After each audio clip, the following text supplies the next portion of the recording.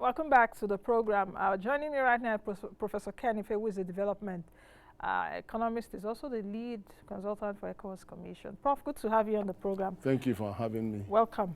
Thank you. Out of all the topical economic issues that we have, because it seems they're just going back to back, you know, which is most topical for you? Which is like number one for you? We can start from there.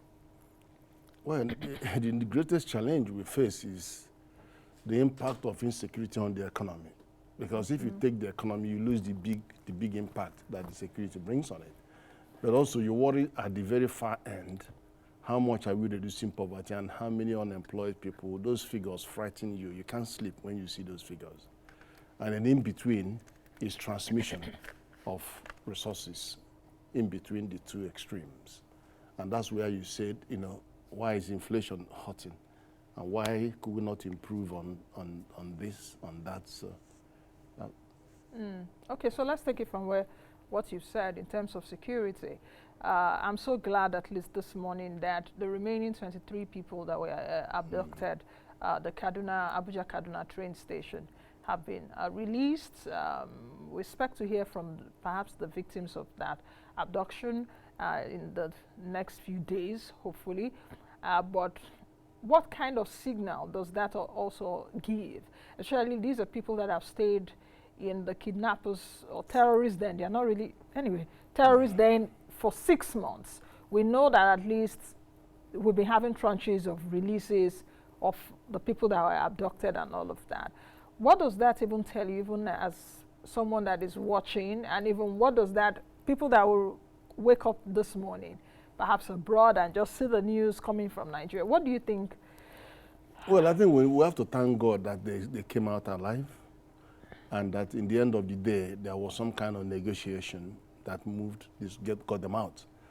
And it's not the best situation to have, actually, but we would hope that this would bring confidence to the players to resume this transportation network, because that's very vital network. I couldn't go to Kaduna for many occasions just because of having to use the road, which is even equally as dangerous. But it is a good sign that those people came out alive, but we still have a lot more work to do in terms of ensuring security along that major transit corridor. Now, what does it also say about ransom payments that has come into the foray? That's the economic angle of our insecurity. You know, in the space of when all these things happening, even the former victims earlier that were released, some of them said they paid ransoms in hundreds of millions and what have you. I was listening to one of the victims yesterday, and she was saying that these are boys that are like 18, 20 years old that held them down there for 6 months or what have you. Thousands of dollars are going for ransom payments and all of that. I think there was it next year? Also, I read a report some months ago that said about our kidnapping industry, or even the ransom industry now, about 7 billion naira has gone into that at that time, but I don't know what it is right now. What does it say really? Well, one thing you have to say is that there are people who have paid those ransoms and never came out alive. So it could have been worse. You could still have paid all those money and still don't get the people alive, come out alive. So it could have been worse. But then I was happy when I had one of these candidates, presidential or vice president, answering a question about what do you expect after 4 years. And he says, 0 tolerance for any form of kidnapping, 0, 0. You know, so I was encouraged that politicians are beginning to say, oh, they can't live with this, you know, saying what they're going to do. You know, so we need to hear that. We need to hear what exactly are they going to do, because, you know, we can't survive with this kind of action. It doesn't help anybody. So I like to hear how the politicians reflect on what is going to happen in the 4 years they're going to be there. How are they going to tackle this issue? Now, do you think that this administration has done its own part, since it just has a few more months to go in terms of tackling insecurity? Because when you speak to a lot of them, like, okay, Nancy, we've tried our best, we've done our best, we've reduced, you know, we've reduced insecurity. Boko Haram used to ravage some parts of the Northeast. now not really there. You know, they'll tell you quite a lot that they've done. Okay, the president has even I think in his independence speech, he did also mention that funding for security agencies and all of that, which has got really trillions in the last few years. You know, so what would you say about that? 22% of our budget went to defense. Defense, yes.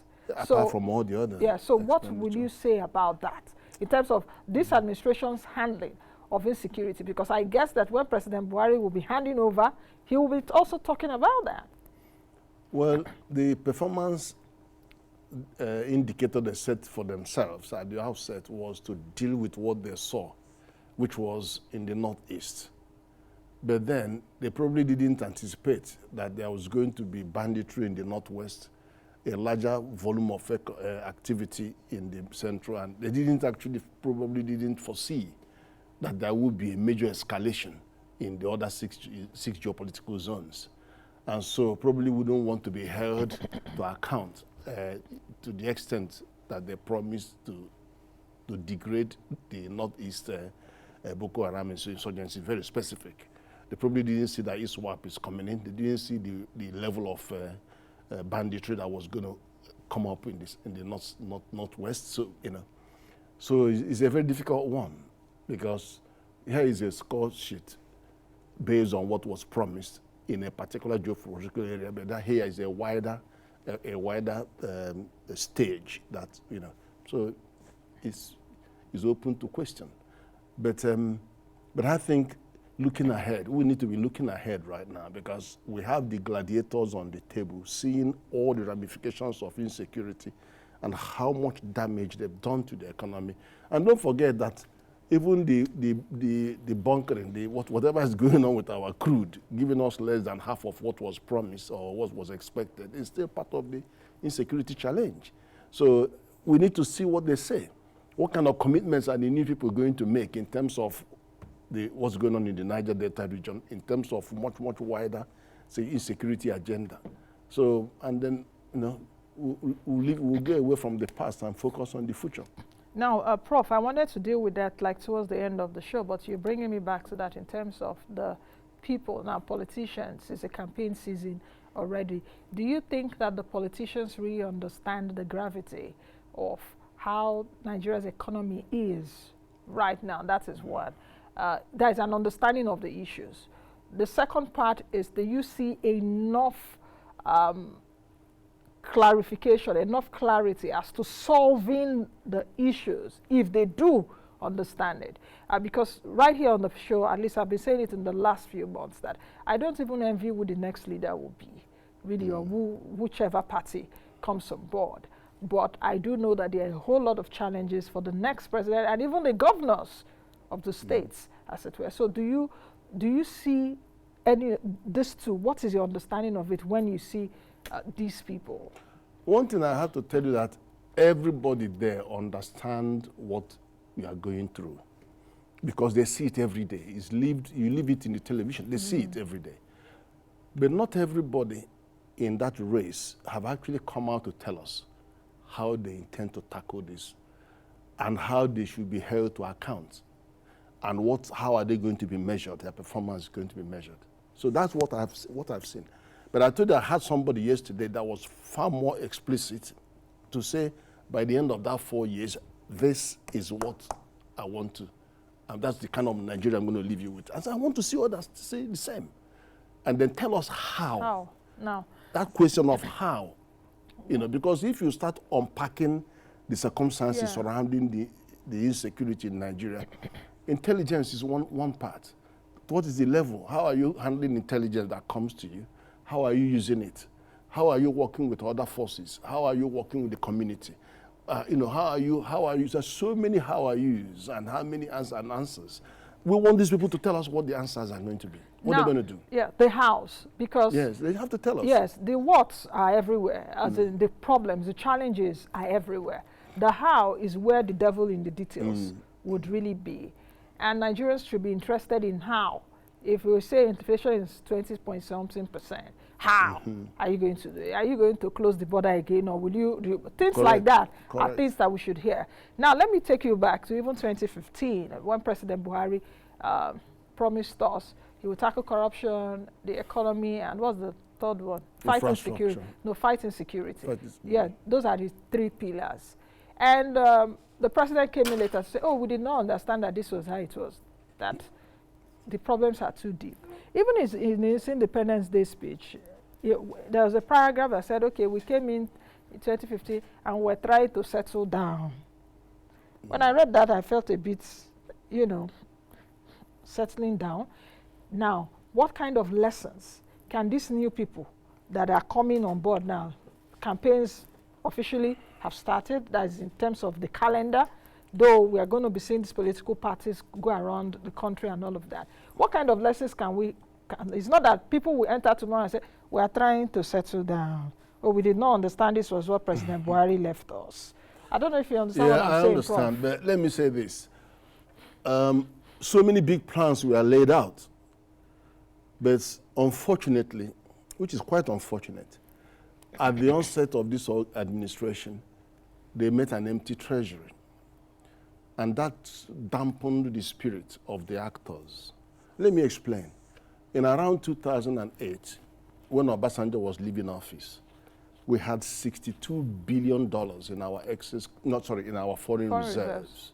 We had $22.5 billion in our excess crude account. What massive resource we had. So his problem was, how can I get a successor that will put this money in good use? But when this current administration came in, the president screamed that there was an empty treasury.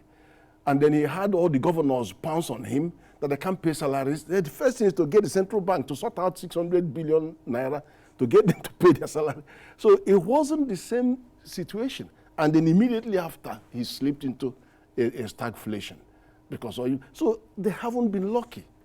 And I think the same thing happened to him in the previous, when he became president in 1998. It's 1983. That time, it just came in and the oil price dipped. So it's just nature and luck. It just wasn't that lucky. So are you saying so that what that means what he's passing through, or what this administration went through in the last 7 years, was just a matter of happenstance, and not that they took some actions too that were detrimental? President Buhari, this is not a President Buhari scorecard show though, but President Buhari came in and it took him about 6 months to get ministers running. When I keep saying that anything you want to do requires money. If you want to fight corruption, you need money to fight corruption. If you want to dismantle a bureaucracy, you need money to do that. If you want to close down some MDAs, join them up, you need money. You have to finance anything you want to do. Whether you are going to go out to raise more money, you have to finance that activity of going out to raise more money. So many things that could be done, could be much more wishful if you can find the resources to do that. That is one big lesson. So people just think that, okay, look at the initiative now. Ministry of Finance has a massive initiative to raise our revenue from 7% to 15% in 3 years. Strategic revenue. But you have to fund that. Because the people that are going to go out to do more, you have people standing on the street, stopping every car. You have to employ more people to do. You need money to finance anything you want to do. To curb corruption, you need money. So there's nothing that you can't sit down and more money just come. You've got to find money to dismantle a system that is existing, however ineffective. You need money to build new. And you just find that you can't find that money. Now, Prof, let's go to what will happen tomorrow. The president will be presenting the budget to the National Assembly. His last, really, as a president before the National Assembly. What are your expectations? Though we already have clues from what the minister, her interaction with the lawmakers, at least in the past few weeks. But what are you expecting? A budget of 19.7 trillion? Now we hope to get the devil in the details tomorrow. Well, then the things, and you have headline 19.76 trillion, budget deficit 12.4 trillion. But don't forget, that is, they have two scenarios, options. There's one option that says by 6 months' time, they will stop the subsidy. Already the subsidy payment is going to cost us about how much trillion? 6.7 trillion. 70 trillion. That is if the full scenario for 2023. There is if there on that scenario. And then NNPC has come out to say, yes, they are going to actually get their refineries working by then. So there are ifs here and if there. And that will bring the deficit that is projected. Again, even within that deficit, is still substantially high.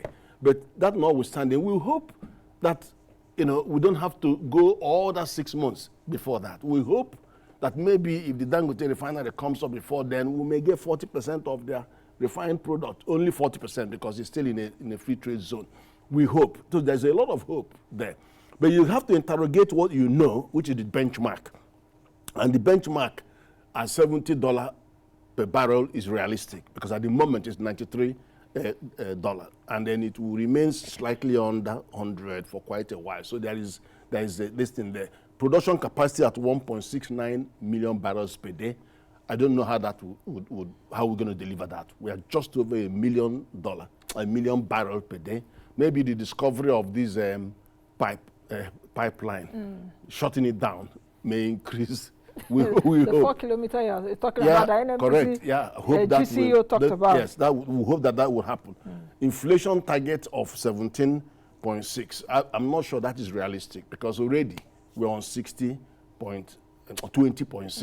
20.5 too. 20.5. So why do you say that is not realistic? Bearing in mind that we've never seen this kind of aggressiveness, this kind of hawkish behavior from central bank, at least in the last few years, the 150 basis points increase to interest rate. So if the executive is saying, okay, we're anticipating 17% inflation rate for 2023, between now and January next year, with this current rate hike, don't you see that if the inflation rate will come down? No, the inflation rate will come down. There's no doubt that it will. It will come down.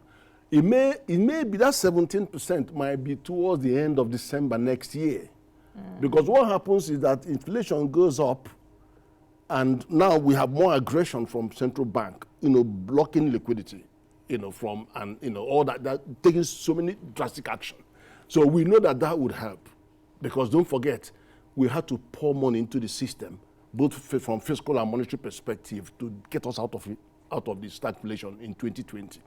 And then you also know that from ways and means, about 19.9 trillion overdraft. Which is a debt on the federal government. On the federal government. And we know all of those. And then we know that a lot of the CRR have been in circulation because we have some lending that are linked to differentiated cash reserves. So that has put a bit more money in circulation. So but with this tightening, which is very necessary, because the gap between the inflation at 20.6 and then the rate, the benchmark rate at 14, means that we got to narrow that spread, because what that spread tells you is that we are having negative interest, real interest rate negative. So we got to narrow that gap a little bit. So it was okay that they jumped to 15, yes, but they're also using the cash reserve ratio, increasing the cash reserve ratio. And that doesn't pose any serious threat to the banking sector, because the banking sector has been the strongest thing that we can say safely that we have delivered over the last 7 years. Look at all the indices, the macro-prudential, the prudential guidelines. They're all bang on target. So, and if there's anything you can actually give credit, more things you can give credit to in the works of CBN is that they have maintained zero tolerance on financial system instability. So they have fought to make sure that they remain sound. And you can see the growth in their growth rates, over 20%. You can see so many signals. And then you have massive investment on payment infrastructure. So that's okay. But then on the other area of the mandate, which is price stability, we're having a lot of challenges. And I hope we'll be able to discuss some of those. Okay, let's discuss that. And I think let's also discuss how President Buhari would get money to finance this budget, because there's a deficit of 12 trillion naira if those scenarios are adhered to. OPEC Plus cut output yesterday. What my brain just told me simply is that even when we were giving 1.8, 1.9, we were not making up to that. So this OPEC cut I don't think it will affect not us because consequential. it's not consequential because we've been producing less than what we should produce. That's one. So excess crude accounts, the Minister of Finance did mention about $300,000 some weeks ago was there. How do you think that this government would make money? And Prof, you said something earlier, which you said that this administration did not meet anything in the coffers. What did you really mean by that? I wanted to go back to that. It was a statement that the president made. But it was not a right, it was not a right statement. Because yes, the data were there.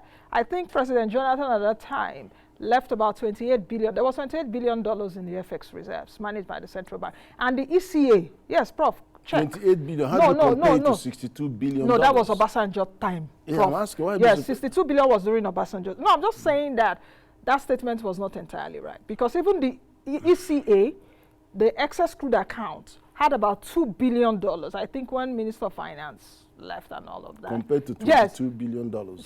Compared to 22 billion. And we know what states, the state governors at that time, how they almost, they were holding the Minister of Finance then, Okonjo-Iweala, by the jugular. We know what happened at that time. So I just wanted you to clarify that, not that it was 000 in the accounts. No, I wouldn't think we will ever allow a situation where our foreign reserve will come to zero. That's not on. A normal foreign reserve that gives us a bit of comfort is $40 billion and above. Anything below there sends a signal. Not even because although we are doing 9 months, but the requirement is really 3 months of export. But the more the merrier. Because don't forget, that is one of the things that gives investors confidence in the economy. Part of those monies you are looking at foreign reserve are marked because they're supporting some guarantees. There are all kinds of things. So they're just not there for fancy, that you can go and take it and spend it. And there are major projects that we are taking finances on that have their eyes on that. So but generally, that was what he screamed on the briefing, that he didn't see anything. But of course, that also gave the impetus for them to insist on the full implementation of TSA. Then the GIFMIS got embedded more, then the IPPIS. So all of those. So it was a trigger for a call for action. And then you've seen that end up with the PIA signing it, which has been going on for 20 years. And although we are having serious issues with MNPC about this about this subsidy, but it is all well-intentioned. That PIA is well-intentioned. More money is going to be coming to the federal government, and more money is now coming to the federal government from the oil proceeds, but we're actually also having to spend more on subsidy. But on balance, it's actually a better place to be with the PIA than without PIA. The question is, where would government get how would they plug the deficit? Okay. Because I asked this question yesterday. China is scaling down on lending. Yeah. Now, there are things, for example, we can't say oil will do much because already the expectation is only 1.9 trillion from oil, from the revenue. So it's not going to dent the figure.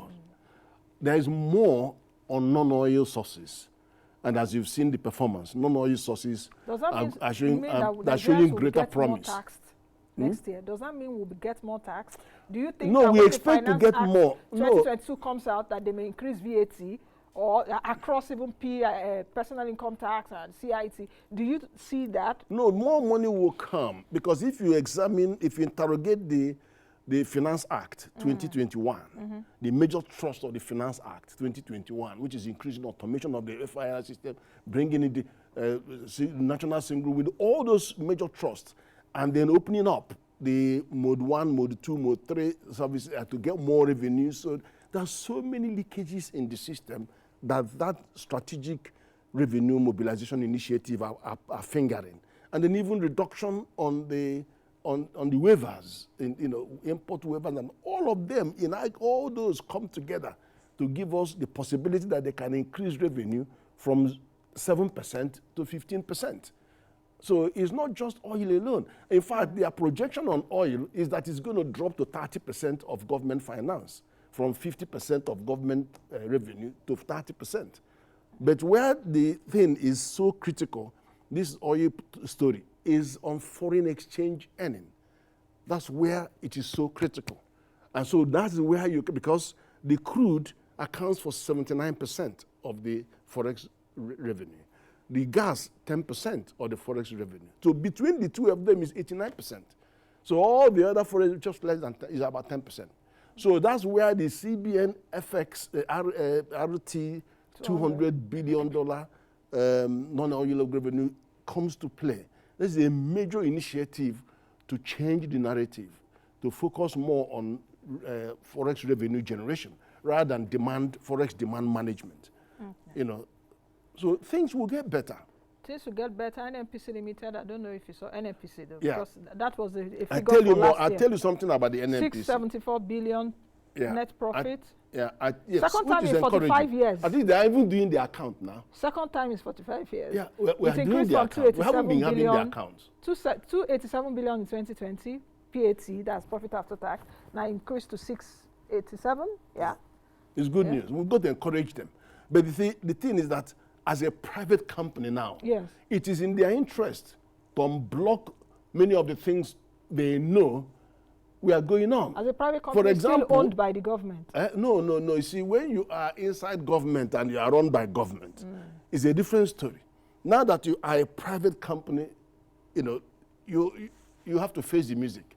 So I will not be surprised if they now begin to open up all the things that they know we are hidden somewhere, like this pipeline. They may know that it has been going on, but now they are now responsible. And that's what I also say, that the mere fact that they have incorporated and they have a good law that is backing them, which is not 100% perfect.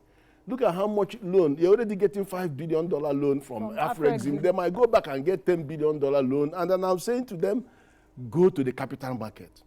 Please, you can. They talked about an IPO yeah, for next year. I know. They were saying it was going to be 2025. I'm saying it has to be this next year. Don't take it further.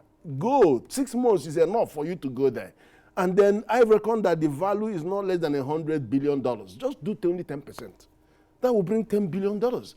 It can solve a lot of problems. It can even give you $2 billion capitalization. Do you think that foreign investors, do something. do you think that even foreign or local investors will have that confidence to invest in an NNPC with all the issues and seeing that some IOCs are even exiting?